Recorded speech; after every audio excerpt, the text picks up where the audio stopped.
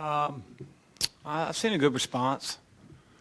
I think, losing a game is always tough in the moment, and I think the most important thing is to be able to learn from it. Why did we not capitalize on a 7-point lead? What went wrong? Why weren't we able to correct it? And we've tried to attack those things, and certainly when you lose, I feel like you have your players' attention every bit and more. So hopefully we can continue to progress and use Tuesday night as a lesson learned like we did when we weren't our best against Ohio State. Now that you're at this point where there's no finals and it's just strictly basketball, do you like to try to add in things or just kind of keep working on what you've done now that you're at this point for maybe a good month or so? I think a little bit of both. I think getting our guys in the gym maybe a little bit more often than they would if we were in class, whether that's extra shots, whether that's individual development in certain areas for different guys. And we're always trying to sharpen what we place an emphasis on both ends of the floor in each and every practice. And then, depending on, where you think your team is in certain situations, zone offense, on defense, underneath out of bounds, half-court man sets, I think you have a little bit of time, especially when there's a little bit of a break, after the Miami game, to sort of figure out, where do we have to get a little bit more in the playbook. Well, we'll talk about the schedule before this three-game stretch.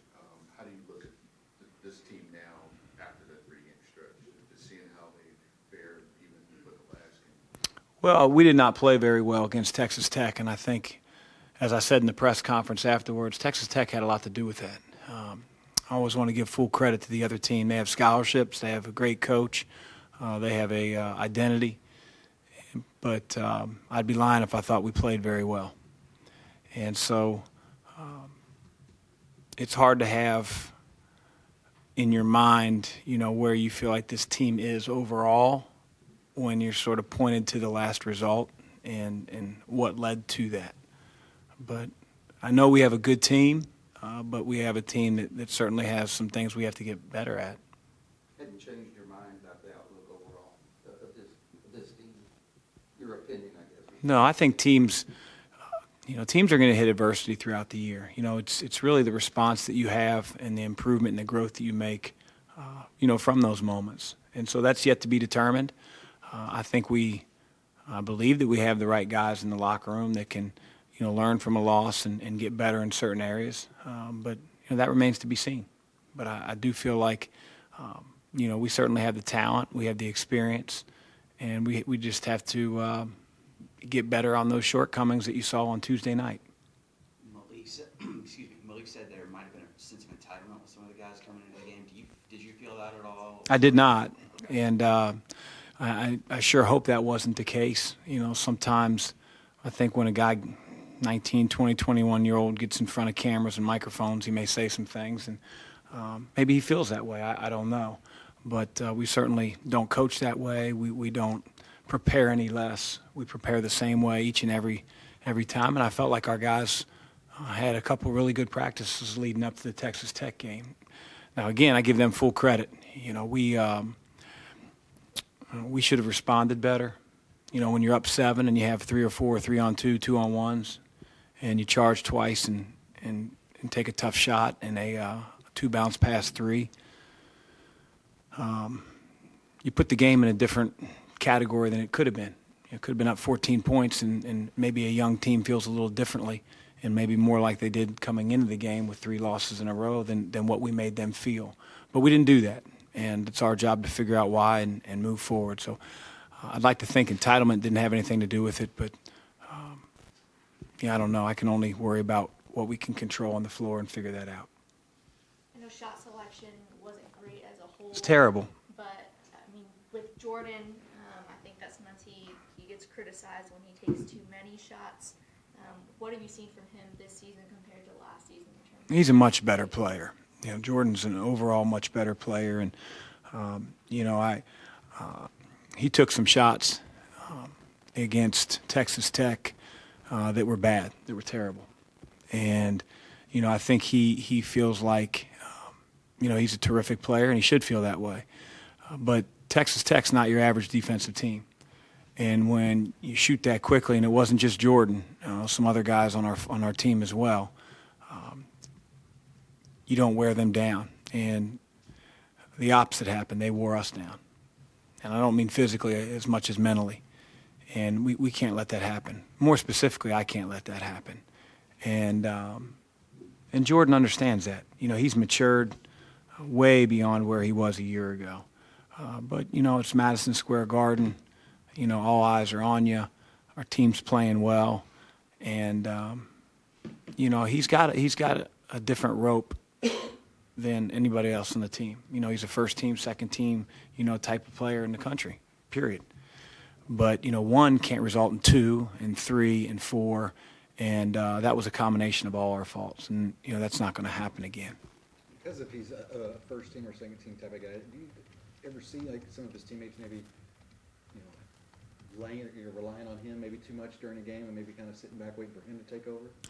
I don't think so. I don't think we gave ourselves a chance, to figure that out. We shot the ball so dang quick that I don't think anybody on our team was waiting around. And that was the problem that we had on offense. And it gives you a funny feeling when you're on the defensive end and they're playing through 25 seconds on the shot clock. And we can't play that way. And hopefully, like I said, you can talk about that, you can coach it, you can teach it in practice, but sometimes the best experiences on the court and in life are ones that you have to go through. Nobody wants to lose, but if we can take this as a real lesson learned, then I'll be really satisfied and pleased that that this happened to us. How do you usually evaluate when you're talking about comparing a guy this season to last season? Is it hard for you to see that day to day because you're so close to it, or at what point is it after games that you can tell where that progression has taken place?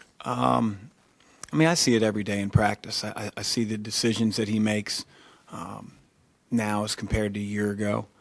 I see his defensive effort, now as compared to a year ago. Sometimes we'll play opponents from the previous year. Miami, Florida is a perfect example. Pittsburgh, another example, where, what I saw on film, not just from Jordan, but Steven Enoch, Malik, looks vastly different this year in terms of a lot of things, on both ends of the floor, on offense, on defense. And so, it's pretty easy to see when you compare game film to what I see in practice now, and that's a good thing. You mentioned on your post-game radio show, point guard play. What's your assessment of that, and how can you make it get better? Well, it needs to get better.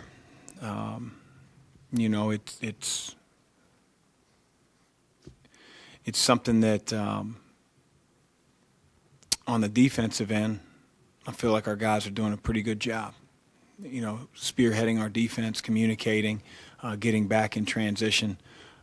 But where we've struggled in the last 3 games specifically is turn the ball over, and also getting us in what we need to be running. If teams are going to extend their pressure, we can't play at 35, 40 feet from the basket.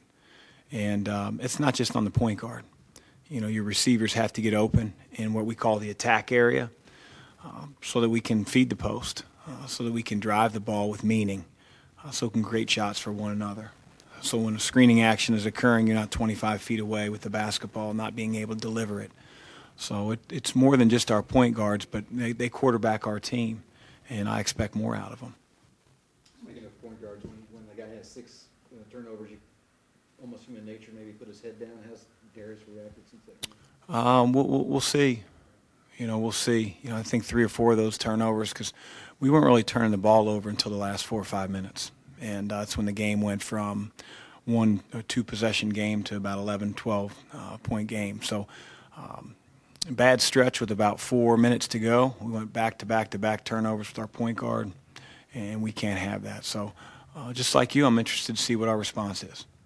How do you see Steven and Malik kind of playing off each other when they're playing together?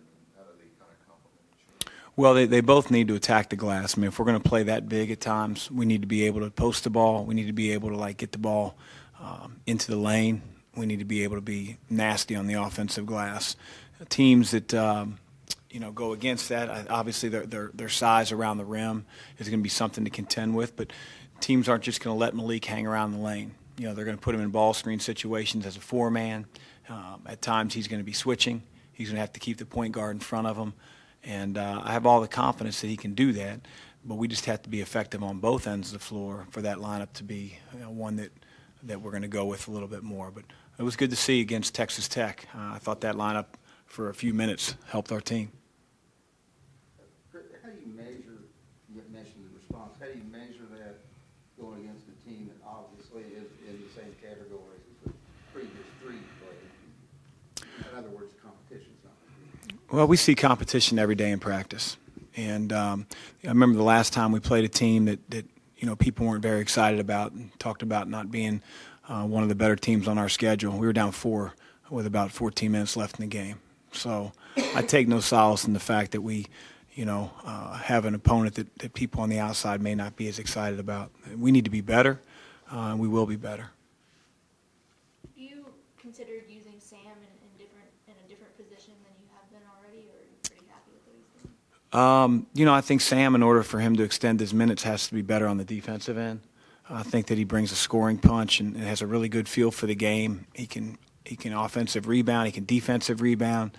He has a good passing ability. So, like most freshmen, I think their trajectory is straight through the roof. The more they get experience at this level, both in practice and on the floor. Do you see any similarities between Fresh and how he's adapting to your system, maybe with CC last year? He's done a great job. I think he can be better on the offensive end and take more command of his team, handle the ball a little bit better, and make a few more shots. But he's done everything that I could have asked and more on the defensive end. His teammates love him. He's a guy that we have the ultimate faith in. He did a great job, these last several games defensively. And if he does that and he's, where he's supposed to be and leads his team a little bit more, then I think he'll have an opportunity to keep extending his minutes and be an even bigger factor for our team. Is David progressing the way you like to see? Yeah, David needs to play a little bit more. It's hard to gain confidence when you play 4 or 5 minutes. We tried to get him out on the floor a little bit more against Texas Tech, and we'll do the same against Eastern Kentucky. And like I said with Sam, freshman's trajectory is a little different than the average player or the average older guy. And David brings some things to the table, especially with his size and his ability to pass and play make, that we don't really necessarily have in other positions or in that position. Anything else? Thanks, guys. Thank you. Thank you.